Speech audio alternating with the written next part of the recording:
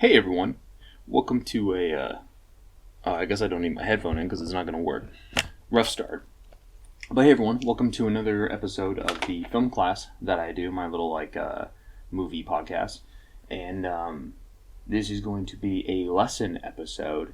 And since I basically do one of these once a month, I'm going to combine it with the movies that are up and coming for July. So that'll be at the end of the video. But let's go ahead and get this started. There we go. As you can tell by the title of the video, I'm going to be talking about one of my favorite movies called Drive. It came out in 2011, and it's probably one of the best movies. I know I say this a lot. It's probably one of the best movies ever made. But for me personally, it's one of the best movies ever made, and it's also one of my favorite movies to exist. It also came out in 2011, and it's still that's more than 10 years ago, and it's still it's such a prominent movie in my filmmaking, repertoire of, hey, this is kind of like a movie I want to make, or this movie inspires me to make movies, or these scenes inspire me to make scenes, the music in this inspires me to pick music, that kind of thing. It's a very inspirational film for, me as a creator to want to make film. But let's go, oh, Jesus. Let's go ahead and get all into the show. I mean the class. The show class. Class show. Brief summary, or plot of the movie is a mysterious Hollywood action film stuntman gets in trouble with gangsters when he tries to help his neighbor's husband rob a pawn shop while serving as his getaway driver. The director is, and I'm going to butcher this, Nicholas Winding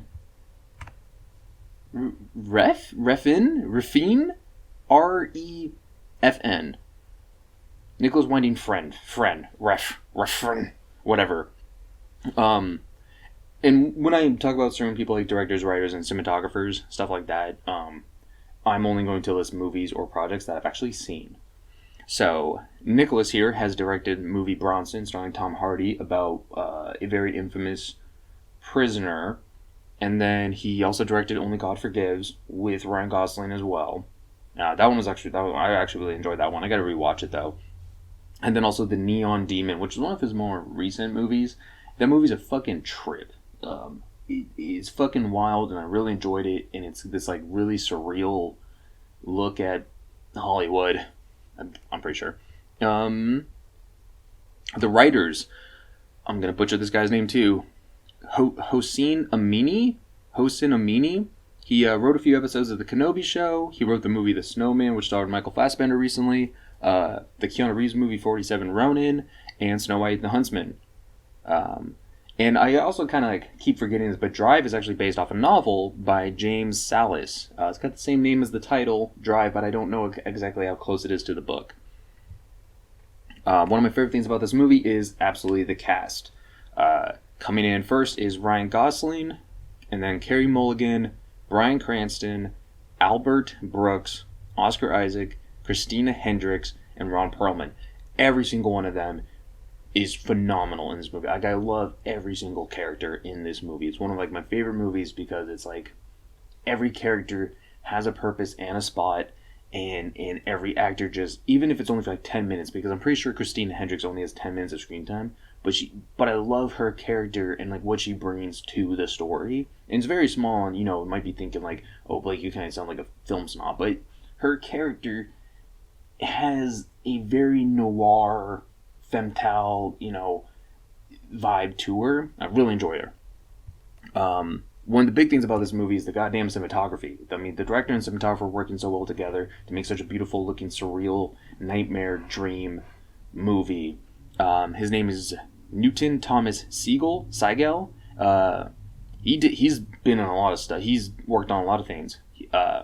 He did Da 5 Bloods, starring Chadwick Boseman, Extraction, X-Men Apocalypse, X-Men Days of Futures Past, Seventh Son, Movie 43, Valkyrie, Superman Returns, The Brothers Grimm, X-Men 2, United, Fallen, and Usual Suspects. So he's worked on a lot of stuff. And it actually shows because, I'm sorry, but the cinematography in Drive is by far, hands down, one of my favorite aesthetics of any movie. It's so alluring and just beautiful, and it's also just like it's got this really intense noir vibe to it, but it's not noir. Like it's I'm pretty sure it's 2010s in the movie, but it's I don't know. There's such a cool atmospheric vibe, and like the world is so interesting, and like the artistic style is very very prominent. I love it. I love the shit out of it. All right, so before I get into the trivia, I'm going to talk about the movie.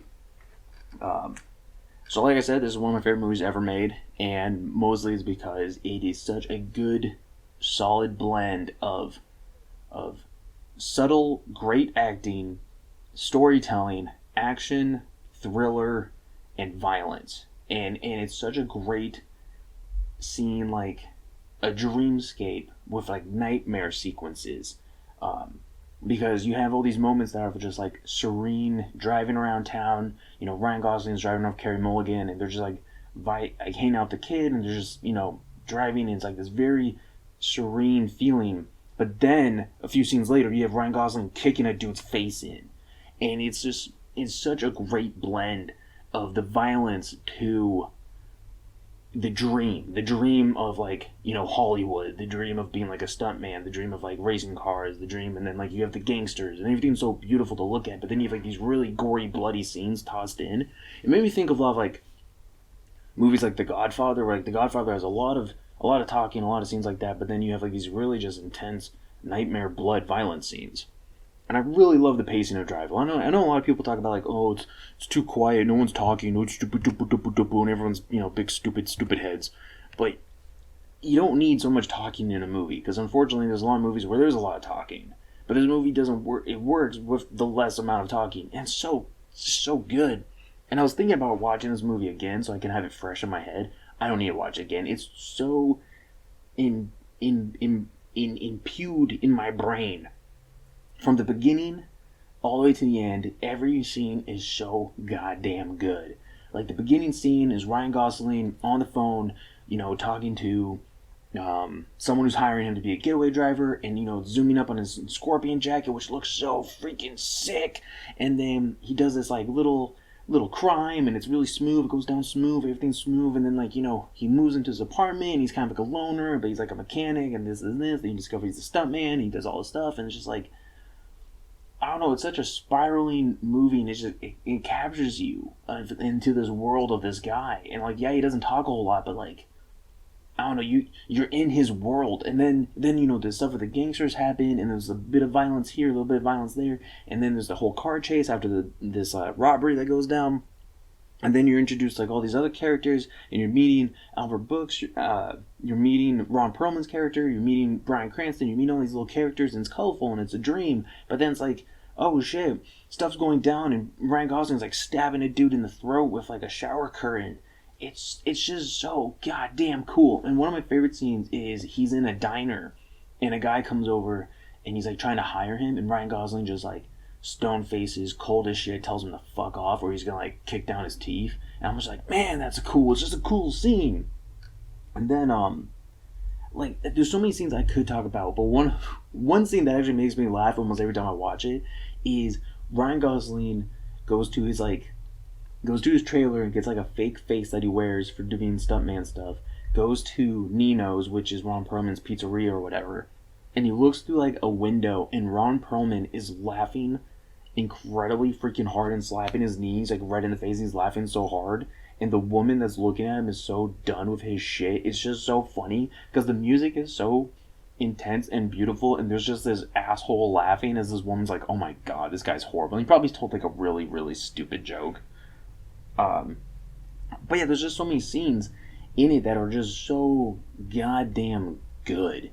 Like, and then there's the scene where Ryan Gosling, kills. Also, there are going to be spoilers in this. If you don't want the spoilers, I don't know why you're watching any of my shit. But when he kills Ron Perlman's character, it's so well coolly filmed, and he crashes his car against Ron Perlman, sending him off a cliff, and Ron Perlman like runs in the ocean, and there's like a lighthouse, which is like shining light like every once in a while. It's almost like a strobe light effect, and Ryan Gosling basically just drowns him in the ocean, and it's so fucking cool. And then you have the scene where Albert Brooks kills Bryan Cranston. It's such a great scene with like this like straight razor, and there's just so much art. Like it's like it's like seeing a painting almost in motion. Like it's so surreal and so beautiful, and like the cinematography and the music makes you feel like this whole thing's like a beautiful dream. But it's not, because like people are getting killed, people are getting murdered, people are getting chased. There's blood, there's all this violence, and it's just the guy's so good. And then one of my favorite scenes is the ending where Ryan Gosling confronts Albert Brooks' characters, and they have like a knife fight out in the parking lot. And just the way that's filmed is just really, really solid, because it does the classic, oh, we'll aim at their shadows and their shadows will tell a story. And then you like see Albert Brooks' characters fall. But it's such a good ending. It's not super climatic of like an ending, but it's so just like, oh, at the very end of this, the two main characters, well, not the two main characters, but the main protagonist and antagonist just stab each other till one of them dies. It's just, I don't know, it's just a really, really solid ending. But yeah, I can go on and on about all those scenes. I will say one thing I will highly recommend to anybody is watching this movie in black and white. Like, the colors in it are fantastic, but watching in black and white with how heavy contrast is in that movie really, really nails down that noir feeling that you're gonna get. And I don't know, just there's so many crisp moments of just like, damn, look at that, look how the shadows are like doing this whole thing. And it's just like, oh, it's chef's kiss.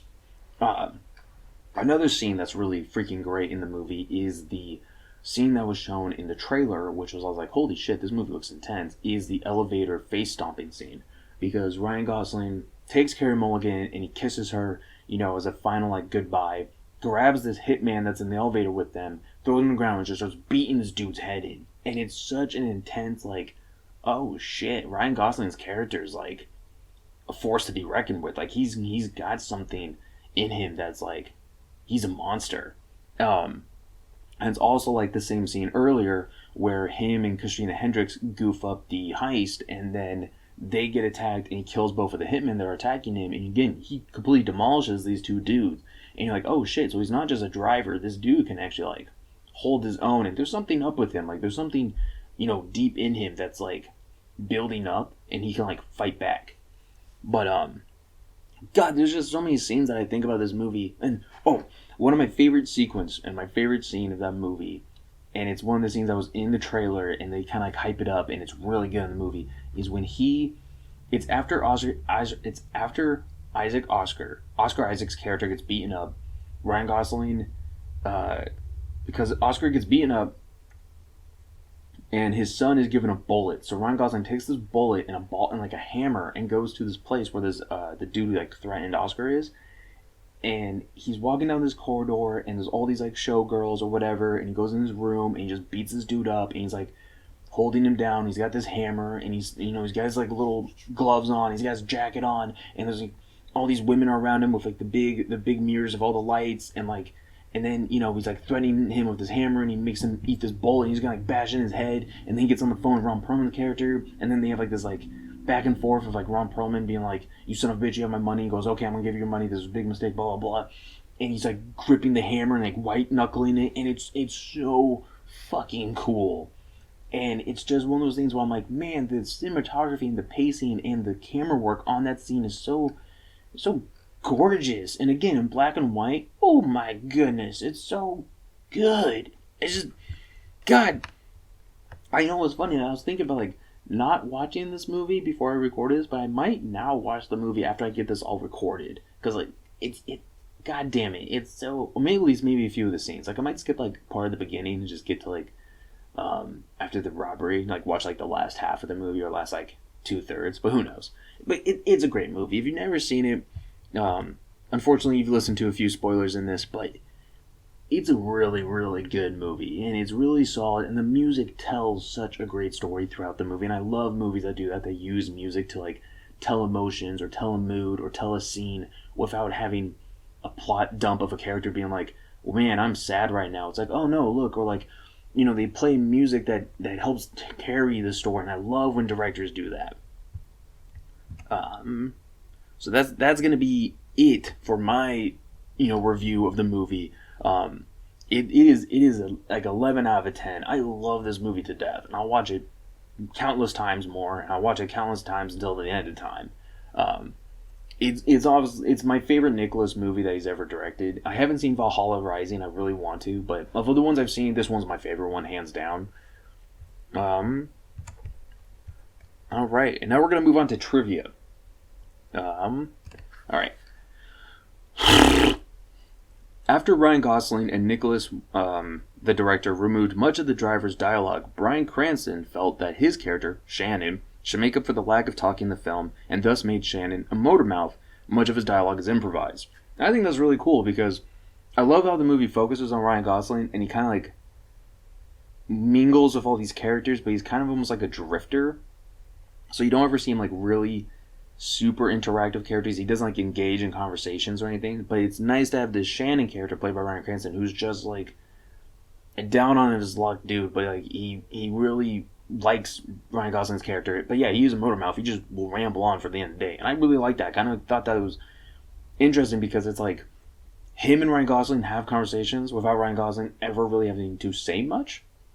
I actually didn't know this one, but Ryan Gosling actually replaced Hugh Jackman, which is interesting because I remember a story that Ryan Gosling and the director of this movie kind of came together how this movie was going to get made, but that might have been after the Hugh Jackman removal of like the two of them driving around and like talking, because I'm pretty sure that was like the whole story for Drive, is that Nicholas and Ryan were driving around hanging out and like they were listening to music.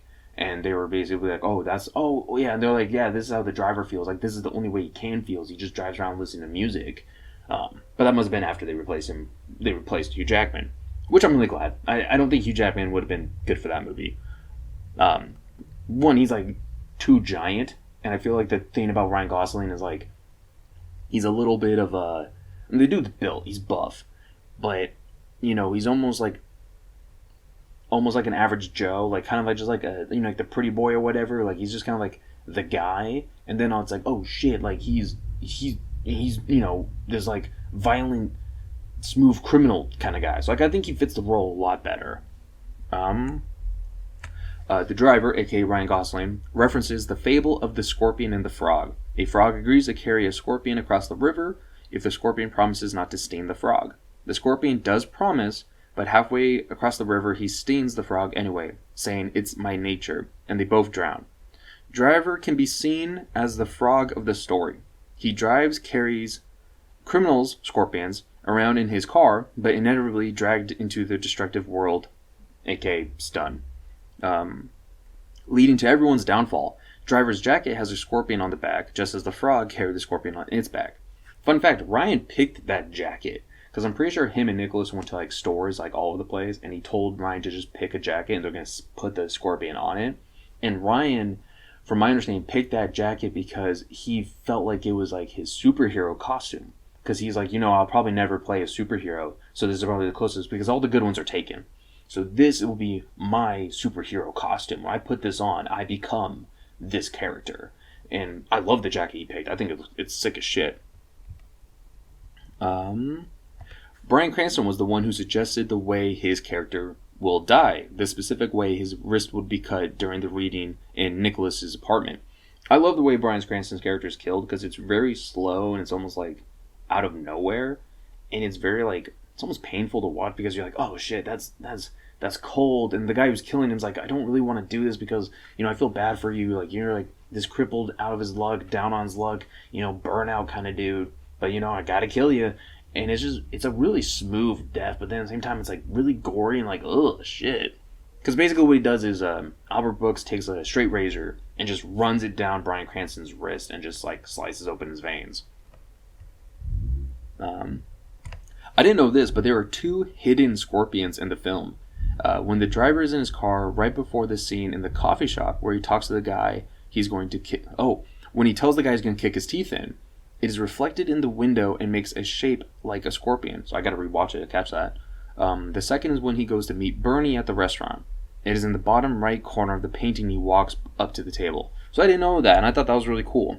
And I love when movies do that, where they do like the imagery of, you know, characters or sequences. Like subtle hints. And one of the first drafts of the script had a completely different second half of the final movie. After the part where the driver talks to Irene after his meeting with Cook, the dude he threatens with the hammer, where he realizes the real motives behind the robbery he did for Standard, which is Oscar Isaac's character. The driver takes Irene out to make her feel better. She then gets killed by a hitman who is actually sent by Nino, Ron Perlman's character, to kill the driver, who then chases him in his Impala and eventually crashes into the hitman's car, only managing to kill the hitman's driver while he escapes. Later in the script, the driver manages to find him and kill him with a razor wire. And I'm like, damn, that's cold as shit. I'm also really happy Irene lived, because I don't think the movie was about her getting killed, because she's innocent. She's like the pure innocent character. Just that's like, she's, the quiet girl next door kind of thing. So I'm really happy she didn't get killed, because I think they needed her and her son to be, the pure survivors at the end. Like these two, clean characters. So I'm glad they didn't kill her. The ending of this draft was also different. After killing the hitman who killed Irene, the driver sneaks into Nino's beach house and kills all his bodyguards and drowns him. And after killing Bernie Ross in the same way like he kills him in the movie, a heavily wounded driver decides to leave Los Angeles in order to protect Irene's son, Benicio, and his old friend Shannon, because originally Shannon was going to live, who, unlike in the movie, is not killed in this earlier draft. From the other mafia killers that will try to find him, while Shannon ends up taking care of Benicio and takes him to find a place to live on a ranch far away from Los Angeles. So I thought that was an interesting ending too, but it kind of sucks that Shannon died, because if you're going to kill Irene, then Shannon has to live. But if Shannon dies, then, Irene has to live. Because again, they're like the two, Shannon, Irene, and Benicio are like the pure heart characters, and you really want them to live. So if one dies, the other one has to live. So I'm really glad they were able to keep Irene alive. But Shannon being alive also would have been like intense too, because then you kill Irene and then, you break the driver down completely. The driver's character also had a lot more scenes in the draft focusing on him and his problem of losing control and having rage attacks. At one point, after an egotistic stuntman starts messing with him during the filming of a very difficult chase scene, the driver crashes the stuntman off the road and ends up beating him up so badly that he breaks the stuntman's jaw.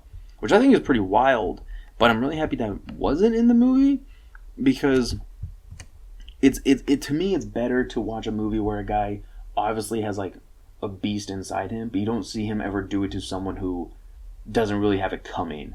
Like it's cool to see him take down these hitmen and these bad guys, and he unleashes and shows like the dark side of him, but he doesn't just take it out on like a random confrontation. So I really enjoyed that.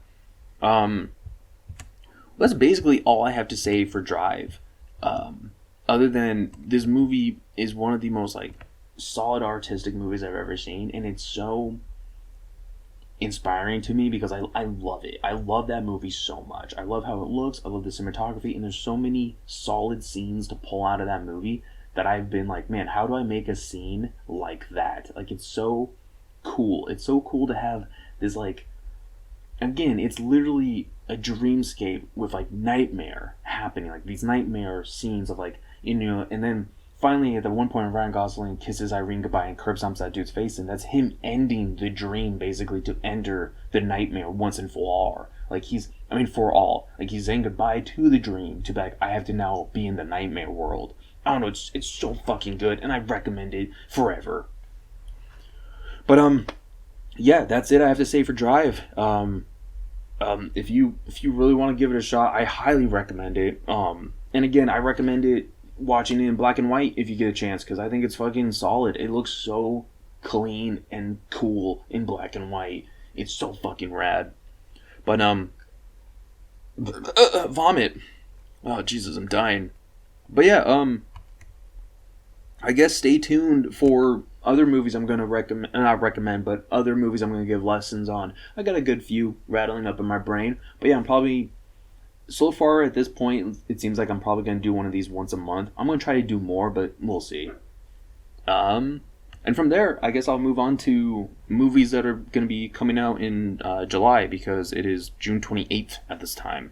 So we're going to look at July. I think I did one for June. I might have missed it. Who cares? Stuff came out. If you didn't see it, whatever.